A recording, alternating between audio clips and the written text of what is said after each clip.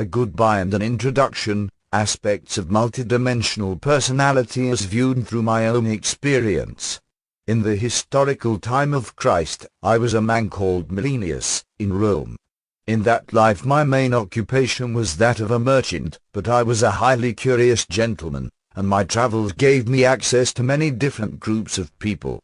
Physically I was round and stout, not at all patrician in my bearing, and given to untidiness in my dress. We had a type of snuff made from a certain kind of straw. I used it constantly, often spilling some upon my robe. My house was in the busiest, northwestern part of the city, just beyond what you would call the heart of town. Among my wares I sold bells for donkeys. This may not sound like a very grand product, and yet families on the farms outside of Rome found these highly useful. Each had a special sound, and a family could tell by the sound of the bell their own donkey from innumerable similar ones. Donkeys were also used in many businesses within Rome itself as carriers of burden, particularly in the lower occupations. The number of bells, their particular pitch, even the colors, all had meaning. In the tumult of the city the particular bells could be recognized, therefore, by the poor and by the slaves who waited to buy products, often wilted foods from the laden carts. The bells were only a small portion of my business, which dealt largely with cloths and dyes, but they fascinated me. Because of my interest in them I did far more traveling about the countryside and the region than any prudent man should. The bells became my hobby. My curiosity drove me to journey in search of different kinds of bells, and led me into contact with many people I would not otherwise have encountered. While I was not literate, I was shrewd and lively of mind. Special bells, I discovered, were used by various sects of Jews, both within Rome and without. While I was a Roman and a citizen, my citizenship meant little except for providing me with minimal safety as I went about my daily way, and in my business I encountered as many Jews as Romans. I was not too far above them socially. The Romans had no clear idea of the number of Jews in Rome at that time. They went by guesswork. The bells on donkeys belonging to the zealots had upon them the symbol of an eye. They came secretly into town, hiding as much from other Jews as from Romans. They were good bargainers and often did me out of more than I deserved to lose. I learned about the Lord of Righteousness from a cousin of his named Cherubah who was, as clearly as I could figure out at the time, a sacred assassin. He was drunk the night I spoke to him in a stinking stall outside of Jerusalem. It was he who told me about the symbol of the eye. He also told me that the man, Christ, was kidnapped by the Essens. I did not believe him. Nor at the time he told me did I know who Christ was. At the time that Christ lived his existence was known to very few, comparatively speaking. To put it bluntly, and humorously, I knew that someone had the ball, but I was not certain of the person. In dream states, the situation finally became known to me and to many others. The Christians, generally speaking, did not want Roman converts. I was later one of these, and because of my nationality was never trusted. My part in that drama was simply to acquaint myself with its physical foundation, to be a participant, however small, in that era. Much later in your terms I would end up as a minor pope in the 3rd century, meeting again some of those I had known, and, if you will forgive a humorous note, once more familiar with the sound of bells.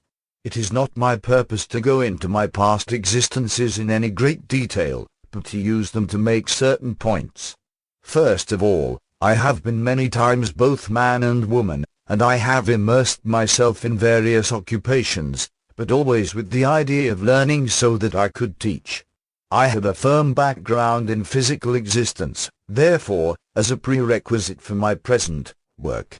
I did not play the part of any towering personality of historical note, but became experienced in the homey and intimate details of daily life, the normal struggle for achievement, the need for love. I learned the unutterable yearning of father for son, son for father, husband for wife, wife for husband, and fell headlong into the intimate webs of human relationships. Before your idea of history, I was a Lumanian and was later born in Atlantis. Using your historical reference, I returned at the time of the cavemen operating as a speaker.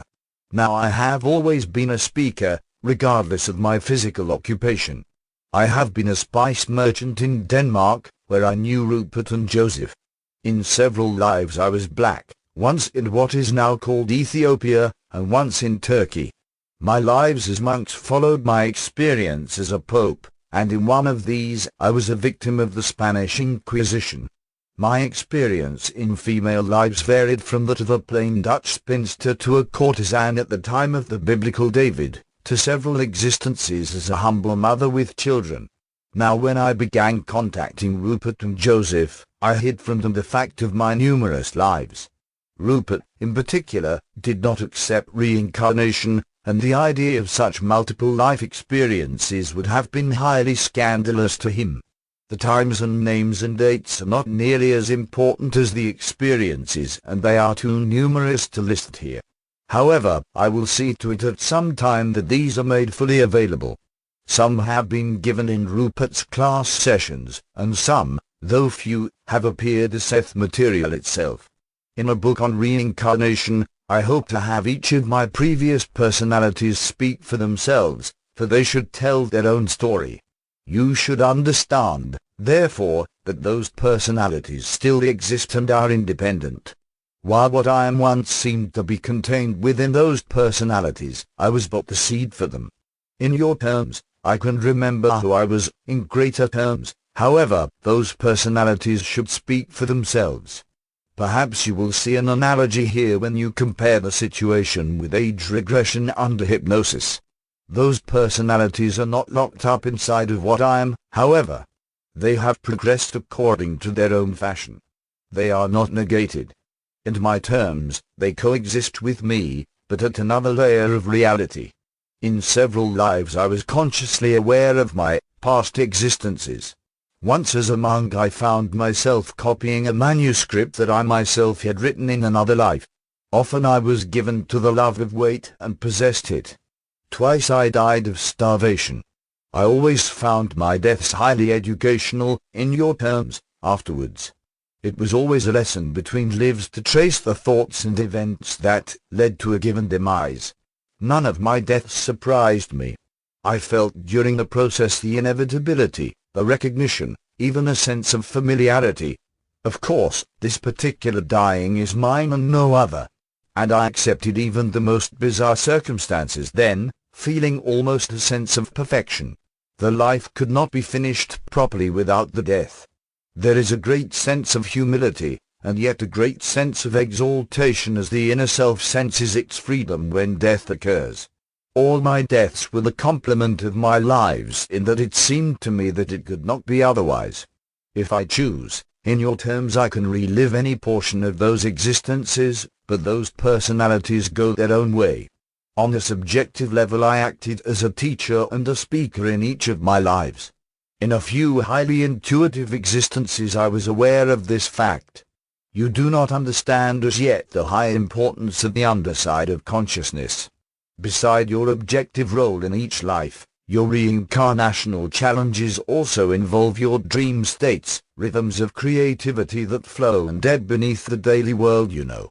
So I became highly proficient in this way as a speaker and a teacher in several lives that were externally uninteresting by contrast. My influence, work, and concern in such cases was far more vast than my quiet objective pursuits.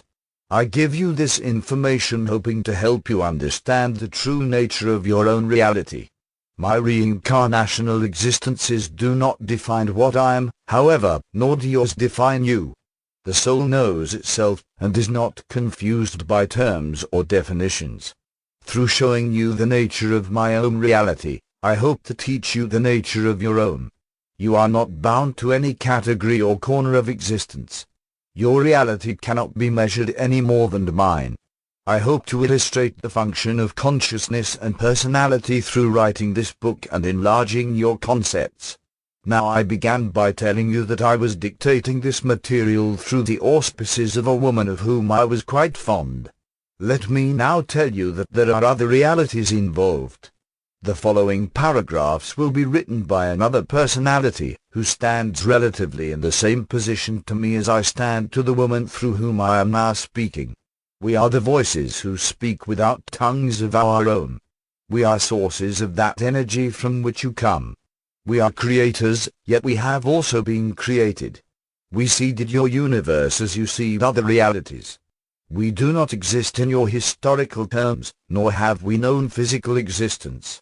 Our joy created the exaltation from which your world comes. Our existence is such that communication must be made by others to you. Verbal symbols have no meaning for us. Our experience is not translatable. We hope our intent is. In the vast infinite scope of consciousness, all is possible. There is meaning in each thought. We perceive your thoughts as lights. They form patterns. Because of the difficulties of communication, it is nearly impossible for us to explain our reality. Know only that we exist. We send immeasurable vitality to you, and support all of those structures of consciousness with which you are familiar. You are never alone. We have always sent emissaries to you who understand your needs. Though you do not know us, we cherish you. Seth is a point in my reference, in our reference. He is an ancient portion of us. We are separate but united. Always the spirit forms the flesh. We will continue. There are kinds of consciousness that cannot be deciphered in physical terms. The personality who originated the paragraphs you have just read is such a one.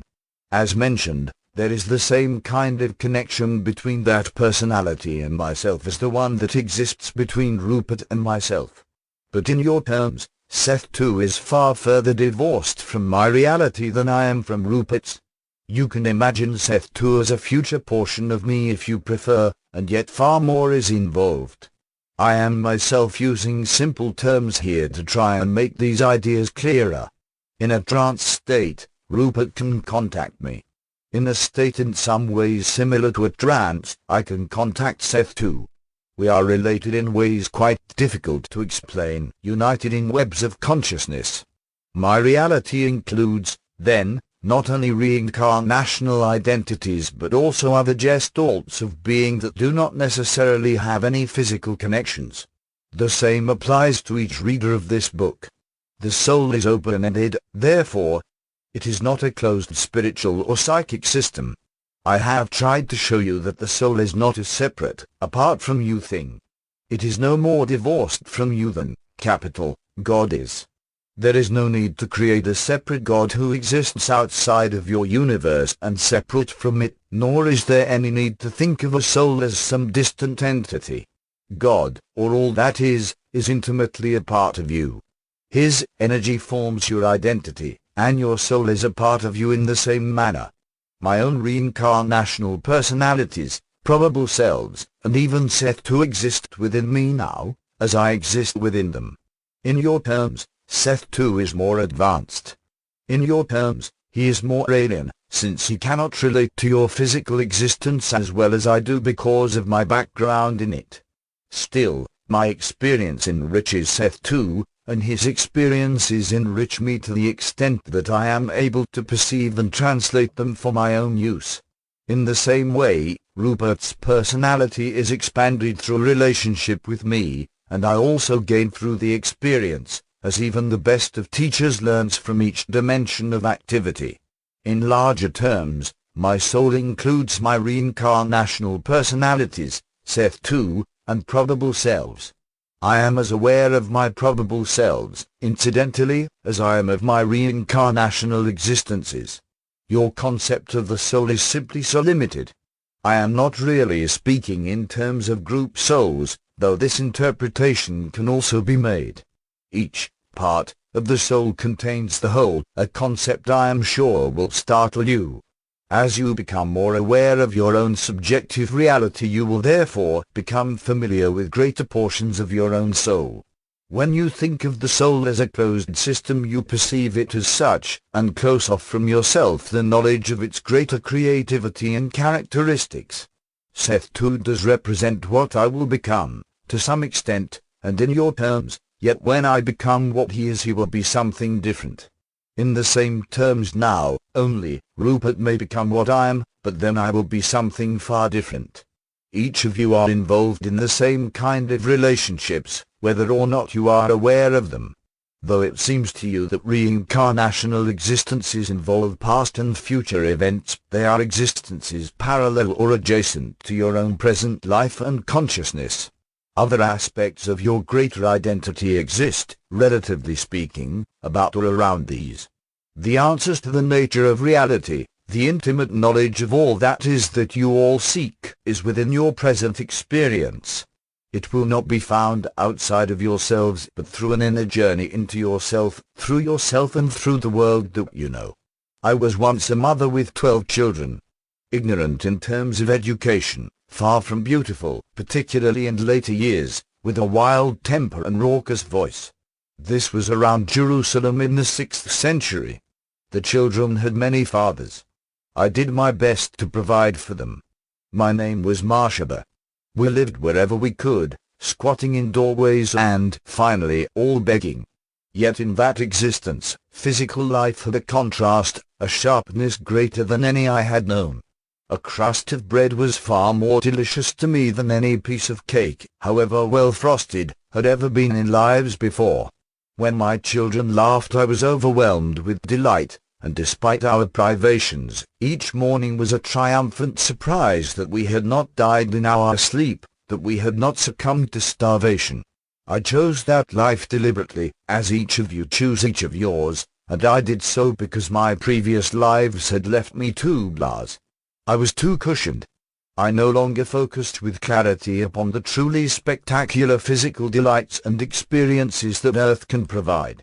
Though I yelled at my children and screamed sometimes in rage against the elements, I was struck through with the magnificence of existence, and learned more about true spirituality than I ever did as a monk.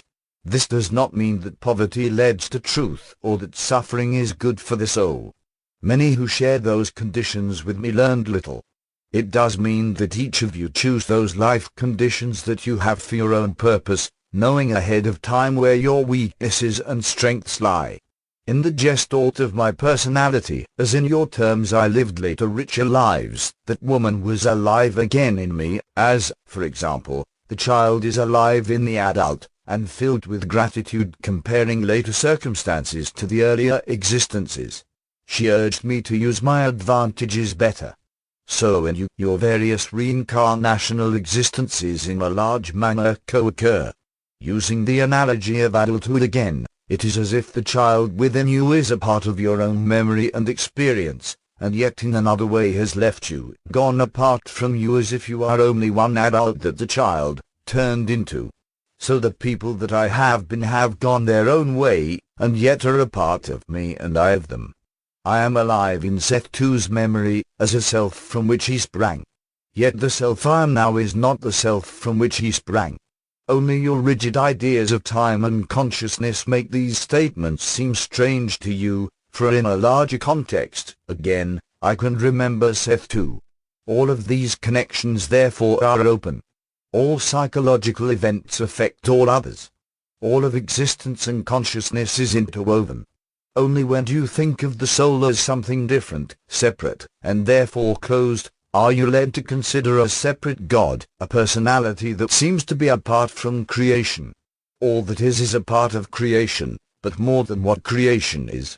There are pyramid gestalts of being impossible to describe, whose awareness includes knowledge and experience of what would seem to be to you a vast number of other realities. In the terms of which I am speaking for your benefit, their present might, for example, include the life and death of your planet in a moment of their time. Seth II's existence is at the outside fringes of one such galaxy of consciousness. When Seth II speaks, Rupert initially is aware of the following: his consciousness strains upward, following an inner psychic pathway, an energized funnel, until quite simply it can go no further. It seems to him then that his consciousness goes out of his body through an invisible pyramid whose open top stretches far up into space. Here he seems to make contact with impersonal symbols whose message is somehow automatically translated into words. That point actually represents a warp in dimensions, a place between systems that has far more to do with energy and psychological reality than it has to do with space, for space is meaningless. I am almost always present as a translator at such times. My knowledge of both realities is necessary for the communication. Seth too is familiar with an entirely different set of symbols and meanings, so that, in this case, two translations are being given, one by me and one by Rupert. Hopefully, certain concepts will be delivered in this way that could not be delivered otherwise. These minglings of reality and experience, these messages from one system to another, occur in various ways continually, emerging in your world in one guise or another, as inspiration of many kinds. You are being helped, in other words. You are also using your own abilities, however, for your own characteristics largely determine the amount of help you receive. The symbolism apparent to Rupert when Seth too speaks works well, but outward is also inward, and so consciousness travels as far inward as it seems to him to go outward. Such contacts and knowledge are available to each individual. All that is speaks to all of its parts, not with sounds, trumpets, and fanfare from without, but communicates its messages through the living soul staff of each consciousness. You are not fated to dissolve into all that is. The aspects of your personality as you presently understand them will be retained. All that is the creator of individuality, not the means of its destruction. My own, previous, personalities are not dissolved into me any more than your, past, personalities. All are living and vital. Or go their own way. Your, future, personalities are as real as your past ones. After a while, this will no longer concern you. Out of the reincarnational framework, there is no death as you think of it.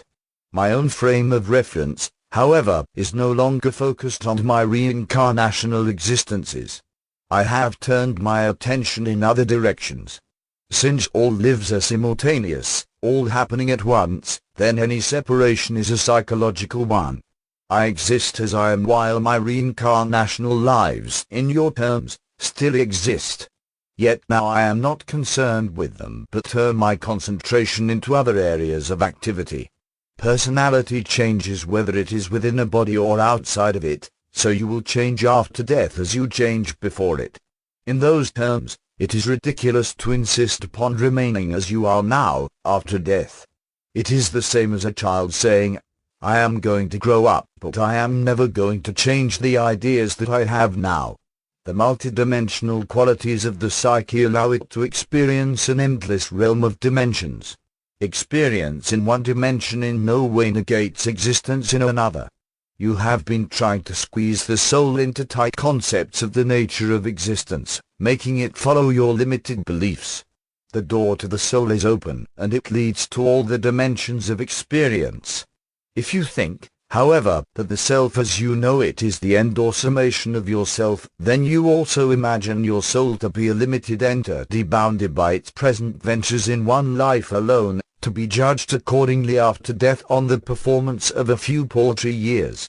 In many ways this is a cozy concept, though to some it can be quite frightening with its connotations of eternal damnation. It is far too tidy an idea, however, to hint at the rich embellishments that are at the heart of divine creativity. The soul stands both within and without the fabric of physical life as you know it. You are not separated from the animals and the rest of existence by virtue of possessing an eternal inner consciousness. Such a consciousness is present within all living beings and in all forms. I titled this chapter, A Goodbye and an Introduction. The goodbye is my own, since I am now finishing this book. The introduction applies to each reader, for I hope that you will now be able to meet yourself face to face with a greater understanding of who and what you are. I would like, therefore, to introduce you to yourself. You will not find yourself by running from teacher to teacher, from book to book. You will not meet yourself through following any particular specialized method of meditation. Only by looking quietly within the self that you know can your own reality be experienced, with those connections that exist between the present or immediate self and the inner identity that is multidimensional. There must be a willingness, an acquiescence, a desire. If you do not take the time to examine your own subjective states, then you cannot complain if so many answers seem to elude you. You cannot throw the burden of proof upon another, or expect a man or teacher to prove to you the validity of your own existence. Such a procedure is bound to lead you into one subjective trap after another. As you sit reading this book, the doorways within are open. You have only to experience the moment as you know it as fully as possible, as it exists physically within the room, or outside in the streets of the city in which you live. Imagine the experience present in one moment of time over the globe, then try to appreciate the subjective experience of your own that exists in the moment and yet escapes it, and this multiplied by each living individual. This exercise alone will open your perceptions, increase your awareness and automatically expand your appreciation of your own nature. The you who is capable of such expansion must be a far more creative and multidimensional personality than you earlier imagined. Many of the suggested small exercises given earlier in the book will also help you become acquainted with your own reality, will give you direct experience with the nature of your own soul or entity, and will put you in contact with those portions of your being from which your own vitality springs. You may or may not have your own encounters with past reincarnational selves or probable selves. You may or may not catch yourselves in the act of changing levels of consciousness. Certainly most of my readers, however, will have success with some of the suggested exercises. They are not difficult, and they are within the capabilities of all. Each reader, however, should in one way or another sense his own vitality in a way quite new to him, and find avenues of expansion opening within himself of which he was earlier unaware. The very nature of this book, the method of its creation and delivery, in themselves should clearly point out the fact that human personality has far more abilities than those usually ascribed to it. By now you should understand that all personalities are not physically materialized. As this book was conceived and written by a non-physical personality, and then made physical, so do each of you have access to greater abilities and methods of communication than those usually accepted. I hope that in one way or another this book of mine has served to give each of you an introduction to the inner multidimensional identity that is your own.